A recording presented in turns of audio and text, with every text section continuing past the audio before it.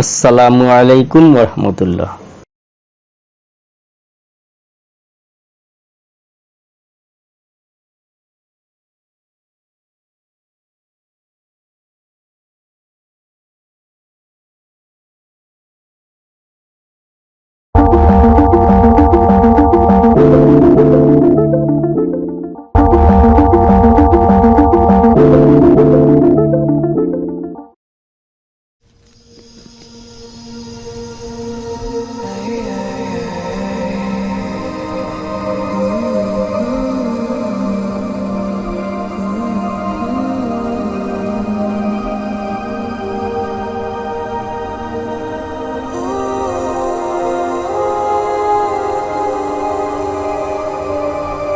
ফিরে এলাম নতুন আরেকটি ভিডিও নিয়ে।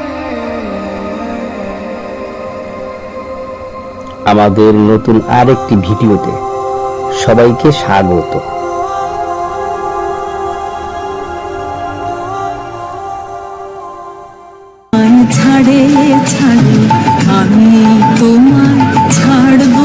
রবীন্দ্রনাথ আমাদের সংস্কৃতিতে, আমাদের চেতনায়, আমাদের অস্তিত্বে নিবিড়ভাবে জড়িয়ে আছেন।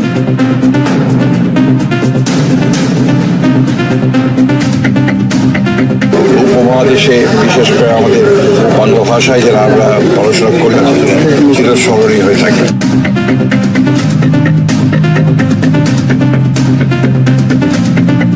রবীন্দ্রনাথ ঠাকুর ঢাকা বিশ্ববিদ্যালয়ের প্রতিষ্ঠার বিরোধিতা করেছিলেন কি করেন নাই, এই বিষয়ে মীমাংসা করার জন্য রমেশচন্দ্র মজুমদারই যথেষ্ট।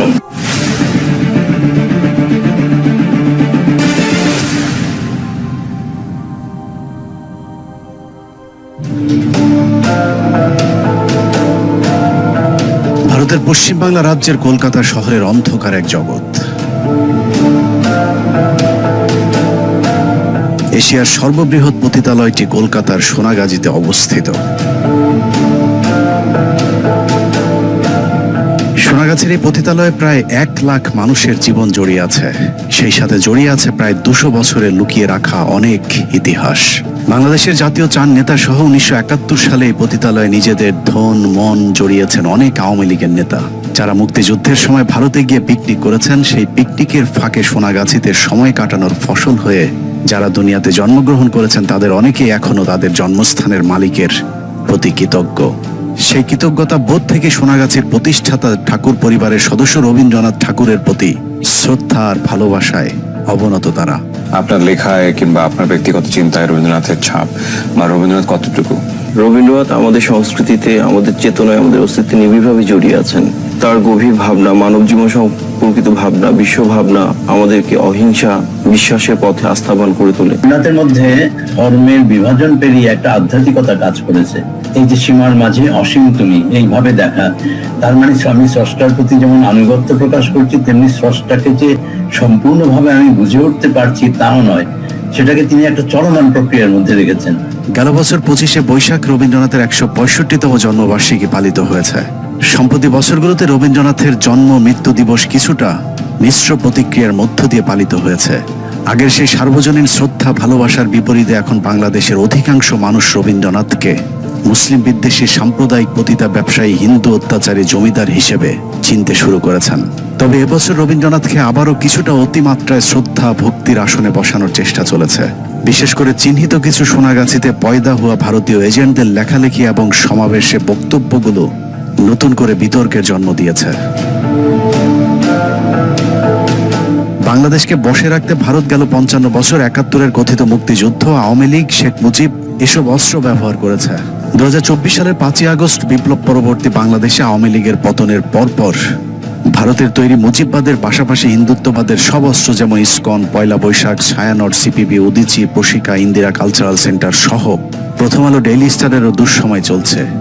যে কারণে তারা এখন নতুনভাবে রিফাইন আওয়ামী লীগের মোড়কে পুরাতন আওয়ামী লীগ এবং হিন্দুত্ববাদের অস্ত্রগুলোকে নতুনভাবে ধারালো করবার চেষ্টা চালিয়ে যাচ্ছে। সেই ধারাবাহিকতায় রবীন্দ্রনাথকে নিয়ে এবার ব্যাপক তৎপর ছিল সোনাগাছিতে পয়দা হওয়া বাচ্চাগুলো। উপমহাদেশে বিশেষ করে আমাদের বাংলা ভাষায় যারা আমরা পড়াশোনা করি বা বাংলা ভাষায় যারা কথা বলি তাদের কাছে চিরস্মরণীয় হয়ে থাকবে। এবং আমরা বাংলা সাহিত্যে যদি স্মরণ করি রবীন্দ্রনাথকে স্মরণ করি। রবীন্দ্রনাথকে ভগবানের আসনে বসাতে গিয়ে ভারতের কাছে মাথা বিক্রি করা এইসব ইতর শ্রেণী রবীন্দ্রনাথের বিরুদ্ধে সমালোচনাকে জঘন্য পাপ হিসেবে তুলে ধরার চেষ্টা চালিয়ে যাচ্ছে। রবীন্দ্রনাথের বাংলাদেশ, রবীন্দ্রনাথের বাংলাদেশ, বাংলাদেশের রবীন্দ্রনাথ। রবীন্দ্রনাথের কবিতা, গান এবং প্রবন্ধের মধ্য দিয়ে কেবলমাত্র তার চিত্ত সুখ এটির অন্বেষণ করবেন না। রবীন্দ্রনাথ ঠাকুরকে শুধুমাত্র আমরা যদি টপকে সীমাবদ্ধ রাখি, উনি কিন্তু ওনার প্রজাদের জন্যও অর্থনৈতিক অনেক কার্যক্রম করেছেন, সমবায়ের উদ্যোগ নিয়েছেন। চিহ্নিত এসব সমাজের কীট পতঙ্গগুলোর কাছে কোনো যুক্তি নেই, তারা শুধু গায়ের জোরে পতিতালয় ব্যবসায়ী মুসলিম বিদ্বেষী রবীন্দ্রনাথকে বিতর্কের ঊর্ধ্বে বসাতে চায়, কিন্তু দালিলিক প্রমাণের কাছে তারা অসহায়।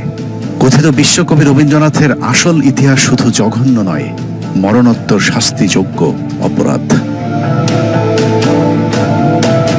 রবীন্দ্রনাথকে নিয়ে আলোচনা করতে গেলে প্রথমেই তার পরিচয়টা বলতে হবে। রবীন্দ্রনাথকে জমিদার পরিবারের সদস্য বলা হলেও রবীন্দ্রনাথের পূর্বপুরুষ কখনোই জমিদার ছিল না। রবীন্দ্রনাথের দাদা দ্বারকানাথ ঠাকুর ছিলেন ইংরেজদের 150 টাকার একজন চাকর। চাকর হিসেবে ইংরেজ সাহেবদের সব ধরনের সেবার ব্যবস্থা করতেন রবীন্দ্রনাথের দাদা দ্বারকানাথ ঠাকুর। এই সেবার পরিধি ছিল ব্যাপক। ইংরেজরা যখন এদেশে আসে তখন তাদের সাথে আসা নারীদের সংখ্যা ছিল সীমিত। কলকাতায় অবস্থান করা ইংরেজ বাবুদের যৌন চাহিদা পূরণে রবীন্দ্রনাথের দাদা বিশেষ ব্যবস্থা চালু করেছিলেন।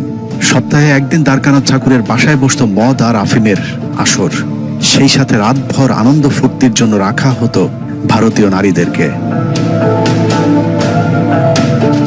প্রথম দিকে নারীদের সংখ্যা কম হয়, ইংরেজদের মনোরঞ্জনের জন্য নিজের পরিবারের নারীদেরকে পর্যন্ত ইংরেজদের হাতে তুলে দিতেন দ্বারকানাথ। রবীন্দ্রনাথের শারীরিক গড়নের কারণে অনেকেই মনে করেন রবীন্দ্রনাথের মায়ের গর্ভে আসা রবীন্দ্রনাথ ইংরেজদের অবৈধ সন্তান। একই অভিযোগ করেছেন ভারতের নোবেল বিজয়ী অর্থনীতিবিদ অমর্ত্য সেন। রবীন্দ্রনাথের সাম্প্রদায়িক উগ্রতার কট্টর বিরোধিতা করা এই অর্থনীতিবিদ বলেছেন, রবীন্দ্রনাথের আসল জন্ম পরিচয় পেতে তার ডিএনএ পরীক্ষা করা প্রয়োজন। অন্যের মনোরঞ্জনের জন্য বেশ্যাবৃত্তির পাশাপাশি ঠাকুর পরিবারের নারী পুরুষদের মধ্যেও অনৈতিক মেলামেশার ব্যাপক প্রচলন ছিল। খোদ রবীন্দ্রনাথের সাথে তার ভাবি কদম্বরী দেবীর পরকীয়ার সম্পর্কের জেরে কাদম্বরী আত্মহত্যা করেছিলেন। 1883 সালে রবীন্দ্রনাথের বিয়ের 4 মাসের মাথায় তার ভাবি প্রেমের বিরহে আত্মহত্যা করেন। কাদম্বরী দেবী কোনোভাবেই চায়নি রবীন্দ্রনাথ বিয়ে করুক, কিন্তু রবীন্দ্রনাথ বিয়ে করার পর থেকেই প্রেমের বিরহে কাদম্বরী মাদকাসক্ত হয়ে ওঠেন। উইকিপিডিয়ার তথ্য অনুযায়ী কাদম্বরীর মৃত্যুর কারণ হিসেবে অতিরিক্ত আফিম সেবনের কথা বলা হয়েছে।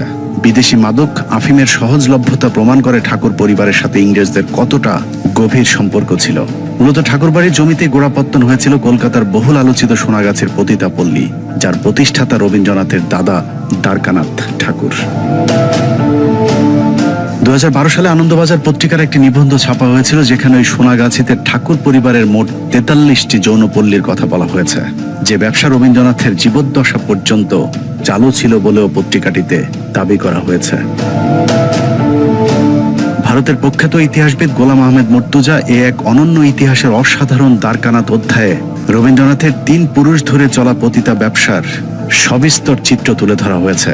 শেষ দিকে রবীন্দ্রনাথের বেশিরভাগ সময় কাটত পতিতালয়ে, এমনকি সাহিত্য চর্চার জন্য পতিতালয়ের পাশে একটি ঘরেই জায়গা করে নিয়েছিলেন রবীন্দ্রনাথ ঠাকুর। এমনকি বিভিন্ন যৌনকর্মীদের সাথে তার শারীরিক সম্পর্কের ফলে রবীন্দ্রনাথ সিফিলিস রোগে আক্রান্ত হয়েছিলেন। আনন্দবাজার পত্রিকার বাংলা 1406 সালের 28 কার্তিক তারিখে প্রকাশিত বিশ্বজিৎ রায়ের একটি কলামে বলা হয়েছে, চুরি করে সাহিত্য রচনার মতো পতিতা সাহিত্যের উপর রবীন্দ্রনাথের মারাত্মক দক্ষতা ছিল। আরো সহজ করে বললে অশ্লীল সাহিত্যের উপর রবীন্দ্রনাথের পিএইচডি ডিগ্রি ছিল। সত্যি কথা বলতে ওই সময় বিশেষ কারণে কলকাতায় সিফিলিস রোগ খুব একটা কমন রোগ ছিল, তাই 1928 সালে অবতার পত্রিকায় রবীন্দ্রনাথের সিফিলিস রোগের বিষয়টি খুব একটা গুরুত্ব পায়নি। বলে রাখা ভালো, সিফিলিস হচ্ছে যৌন সংক্রান্ত একটি রোগ। সাধারণত বহু নারীতে আসক্ত পুরুষের ক্ষেত্রে এই রোগ হয়ে থাকে, যে কারণে ভারতের অনেকেই মনে করে থাকেন রবীন্দ্রনাথের নিত্য নৈমিত্য পতিতালয়ে যাওয়া আসার কারণেই সিফিলিস রোগ হয়েছিল। চারিত্রিক স্খলনের পাশাপাশি নৈতিকভাবেও রবীন্দ্রনাথ চরম অসৎ ছিলেন। বিশেষ করে সাহিত্য চর্চার নামে রবীন্দ্রনাথ অন্যের লেখা নকল করার কাজে সময় ব্যয় করেছেন বেশি। রবীন্দ্রনাথের লেখা যেসব সাহিত্য বিখ্যাত হয়েছে তার বেশিরভাগ এরই মধ্যে নকল হিসেবে প্রমাণিত হয়েছে। 1913 সালে রবীন্দ্রনাথ যে নোবেল পুরস্কার পেয়েছিলেন সেটি আসলে গীতাঞ্জলির জন্য নয়, বরং গীতাঞ্জলির ইংরেজি অনুবাদ সং অফারিংসের জন্য। মূল গীতাঞ্জলি প্রকাশিত হয় 1910 সালের 4 আগস্ট, যেখানে মোট কবিতা সংখ্যা ছিল 157টি। গীতাঞ্জলির 157টি কবিতা থেকে 50টি এবং অন্যান্য গ্রন্থ থেকে 50টি, সর্বমোট 103টি কবিতার সমন্বয়ে 1912 সালে প্রকাশিত হয় সং অফারিংস। অথচ দাবি করা হয়েছে রবীন্দ্রনাথ নাকি তার গীতাঞ্জলির জন্য নোবেল পুরস্কার পেয়েছেন, যা সর্বৈব মিথ্যা। প্রতারণার এখানেই শেষ না। রবীন্দ্রনাথের বাংলা যে কবিতাগুলো ইংরেজিতে অনুবাদ করা হয়েছিল সেটা রবীন্দ্রনাথ নিজে করেনি। CF অ্যান্ড্রুজ নামে একজন ইংরেজি লেখক রবীন্দ্রনাথের কবিতাগুলো ট্রান্সলেশন করেছিলেন, কিন্তু রবীন্দ্রনাথ কখনোই সেটা স্বীকার করেনি। কৌশলে তিনি অ্যান্ড্রুজের নাম দিয়েছিলেন দীনবন্ধু, যাতে কেউ বুঝতে না পারে তিনি তার লেখাগুলো ইংরেজি করতে কোনো বিদেশির সহযোগিতা নিয়েছিলেন। সেটাও সমস্যা না। ইংরেজদের পা চেটে যে গীতাঞ্জলির উপর রবীন্দ্রনাথ নোবেল জিতেছেন সেই লেখায় অসংখ্য চুরির প্রমাণ মিলেছে। গীতাঞ্জলির ইংরেজি অনুবাদ সং অফারিংস এর ভূমিকা লিখতে গিয়ে ইংলিশ কবি ইয়েটস লিখেছেন, A tradition where poetry and religion at the same thing has passed through the centuries, gathering from learned and unlearned metaphor and emotion, and carried back again to the multitude the thought of the scholar and of the noble. Gitanjali ইংরেজি অনুবাদের 26 নম্বর কবিতা এবং ইংরেজি বাইবেলের song of সলোমনের দুটি শ্লোকের সাথে হুবহু মিল রয়েছে। এছাড়া সেন্ট ফ্রান্সিসের রচিত খ্রিস্টান ধর্মীয় গান ক্যান্টিকেল এবং ইংরেজি গীতাঞ্জলির 86 নম্বর কবিতার সাদৃশ্যতা রয়েছে। রবীন্দ্রনাথের বিখ্যাত উর্বশী কবিতাটি রবীন্দ্রনাথ চার্লস সুইনবার্নের লেখা থেকে চুরি করেছেন। বিশেষ করে কবিতার শেষ লাইনগুলো, বৃত্তহীন পুষ্পসম আপনাতে আপনি বিকশী, কবে তুমি ফুটিলে উর্বশী, আদিম বসন্ত প্রাতে উঠেছিল মন্থিত সাগরে, ডান হাতে সুধাপাত্র বিষভণ্ড লয়ে বাম করে, তরঙ্গিত মহাসিন্ধু মন্ত্র শান্ত ভুজঙ্গের মতো পড়েছিল পদপ্রান্তে উচ্ছ্বাসিত ফনা লক্ষ শত করি অবনত। চিত্রাকাব্যের এবার ফেরাও মোড়েও মানসিক কাব্যের বধূ কবিতা দুটো ইংলিশ বিখ্যাত কবি মিস্টার শেলি এবং ওয়ার্ডসওয়ার্থের লেখার সাথে গঠনগত ও ভাবগত অনেক মিল রয়েছে। প্রিয়রঞ্জন এবং নারায়ণ বিশ্বাসের মতে রবীন্দ্রনাথের গোড়া এবং ঘরে বাইরে দুটি কাব্যই ইংলিশ লেখকদের লেখার কপি পেস্ট।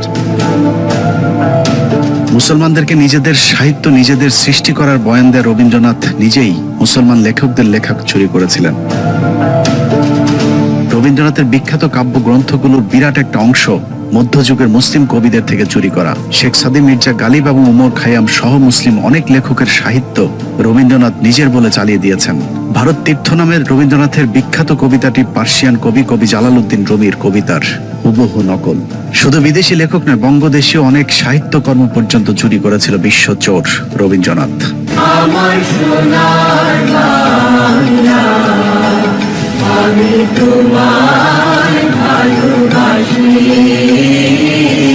বাংলাদেশের কথিত জাতীয় সঙ্গীত আমার সোনার বাংলা গান নিয়ে অনেক বিতর্ক রয়েছে। 1905 সালে বঙ্গভঙ্গ রদের বিরোধিতা করে লেখা আমার সোনার বাংলা গানটির প্রতিটি লাইন এদেশের দরিদ্র মুসলমানদের বিরোধিতা করে লিখেছিলেন রবীন্দ্রনাথ। পূর্ব বাংলা অর্থাৎ বর্তমান বাংলাদেশ যেন কোনোভাবে অর্থনৈতিকভাবে এগিয়ে যেতে না পারে সেই লক্ষ্যে হিন্দু জমিদারেরা সহিংস আন্দোলন শুরু করেছিল, যার নেতৃত্ব দিয়েছিলেন রবীন্দ্রনাথ, শ্যামাপ্রসাদের মতো কট্টর সাম্প্রদায়িক হিন্দু নেতারা। ইংরেজরা চেয়েছিলেন কলকাতাকে পশ্চিম বাংলার রাজধানী রেখে পূর্ব বাংলার পিছিয়ে পড়া বিশাল জনগোষ্ঠীর জন্য ঢাকাকে রাজধানী করে পৃথক একটি অর্থনৈতিক অঞ্চল তৈরি করতে, কিন্তু হিন্দু জমিদারেরা কিছুতেই চাননি মুসলমানেরা এগিয়ে যাক, কারণ তারা মনে করত পূর্ব বাংলায় আলাদা প্রাদেশিক রাজধানী হলে পশ্চিম বাংলার থেকে অর্থনৈতিক বাজেট কর্তন করা হবে। সে কারণেই তারা ব্যাপক বিদ্রোহ শুরু করে, যে বিদ্রোহে ক্ষুদিরাম সহ আরো অনেকে নিহত হয়। যদিও কট্টর হিন্দু সন্ত্রাসী ক্ষুদিরামকে ইতিহাসে বানানো হয়েছে মহানায়ক, মূলত সে ছিল একজন মুসলিম বিদ্বেষী। তাদের সম্মিলিত আন্দোলনের মুখে ইংরেজ সরকার 6 বছরের মাথায় 1911 সালে বঙ্গভঙ্গ করতে বাধ্য হয়, যে বঙ্গভঙ্গের কারণে আমাদের পূর্ব বাংলার মানুষ 100 বছর পিছিয়ে যায়। মুসলমানদের বিরুদ্ধে কট্টর হিন্দুদেরকে জাগিয়ে তুলতে যে গান লেখা হয়েছিল সেই গানকে আবাল বাঙালি নিজেদের জাতীয় সঙ্গীত বানিয়ে 55 বছর ধরে গেয়ে যাচ্ছে। এখানে শেষ নয়, আমার সোনার বাংলা গানের সুর রবীন্দ্রনাথ চুরি করেছিলেন গগন হর করার লেখা আমি কোথায় পাবো তারে গান থেকে। আমি কোথায় পাবো তারে আমার মনের মানুষ ধীরে আমার সোনার বাংলা, আমি তোমায় ভালোবাসি। রবীন্দ্রনাথের শিলাইদহে একই সাথে সাহিত্য চর্চা করতেন গগন হরকরা। তার কাছ থেকে অনেক গানের কথা এবং সুর চুরি করেছিলেন রবীন্দ্রনাথ। যে তোমায় ছাড়ে ছাড়ে আমি তোমায় ছাড়বো না। আমার সোনার বাংলা গানের মতো রবীন্দ্রনাথের যে তোমায় ছাড়ে ছাড়ুক গানের সুরও গগন হরকরার ওমন আশার মায়ায় ভুলে রবে গানের সুর থেকে চুরি করা।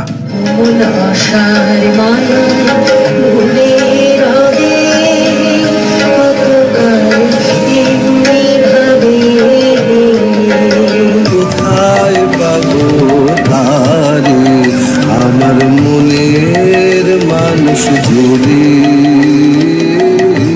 গগন হরকরার মতো কাজী নজরুল, লালন শাহী সহ আরো অনেকের সাহিত্য চুরি করে নিজের বলে চালিয়ে দিয়েছে রবীন্দ্রনাথ। অনেকেই মনে করেন কাজী নজরুল ইসলামের শেষ বয়সে কথা বলতে না পারার পেছনেও রবীন্দ্রনাথের হাত রয়েছে। রবীন্দ্রনাথের বোনকে কাজী নজরুল ইসলামের পেছনে লেলিয়ে দিয়ে কাজী নজরুলের অনেক সাহিত্যকর্ম চুরি করেছিলেন রবীন্দ্রনাথ, যেটাকে পরবর্তীতে তিনি নিজের নামে চালিয়ে দিয়েছেন। কাজী নজরুল যেহেতু শেষ বয়সে কথা বলতে পারেননি, যে কারণেই এসবের বিরুদ্ধে কোনো প্রতিবাদ করতে পারেননি আমাদের জাতীয় কবি কাজী নজরুল ইসলাম।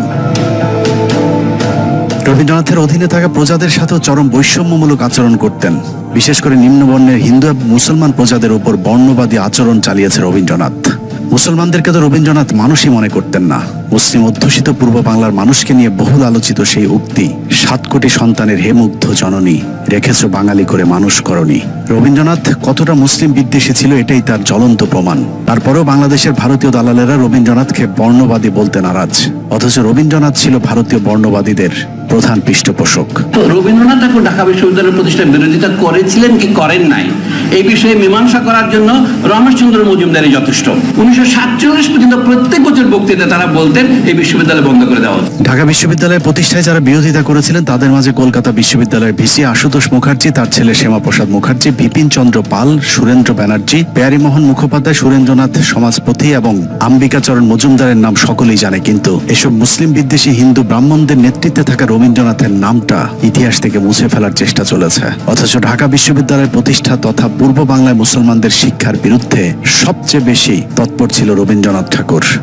মুসলমানরা যদি লেখাপড়া শেখে তাহলে কায়েদগণের মর্যাদা থাকে। আমরা অনেক তথ্য পেয়েছি যে তথ্যের মধ্যে রবীন্দ্রনাথ এবং ঢাকা বিশ্ববিদ্যালয়ের বন্ধন অনেক সুদৃঢ় হয়েছিল। 1912 খ্রিস্টাব্দে 28শে মার্চ কলকাতার গড়ের মাঠে এক বিশাল জনসভা হয়েছিল।